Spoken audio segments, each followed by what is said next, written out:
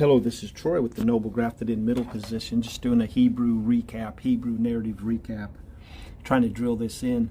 So we have the unseen realm, the God of Abraham, Isaac, and Jacob, a divine council, the unseen realm, cosmic geographical warfare, let's say the Prince of Persia, the Prince of Greece, Michael, the archangel over the nation of Israel. We have a remnant that's promised that will enter into the new heavens and new earth, but not after the time of Jacob's trouble, the time of their final punishment, because God has an indictment against his people.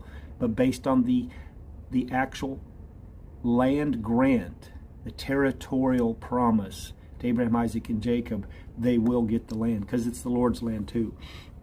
They rejected their Messiah. Resurrection, you can see most of the last few videos are about a resurrected. He's the first fruits. Jesus is the first fruits. He sits at the right hand of the Father now, reigning. But he will come back. Acts 3:20. Christ must remain in heaven until the time of final restoration, where God will send him to you again as to restore the kingdom as prophesied by the prophets. So we have reconciliation to the Father through the King. We have the reality of the Islamic nations surrounding Israel at this time. That's Psalm 83, actually. We have Michael the archangel restraining evil, those that would want to take out Israel. He will step aside at the time of their final punishment. That's the time of the Great Tribulation, where the surrounding nations go against Israel.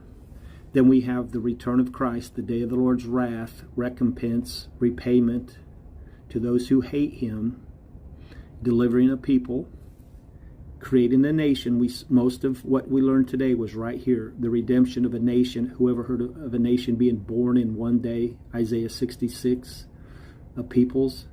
This is most of what we talked about today in the last 4 videos, 5, 6 videos. Recompense against the nations that went against Israel in the time of their final punishment, the time where the king of the north exalts himself above all that is called God, right prior to Jesus returning and killing him, where the Lord alone is exalted. A nation is delivered. Recompense to the enemies. There will be survivors. Then he regathers his people and reunites his tribes into one stick, and then he reigns from heaven, not from heaven, but on earth.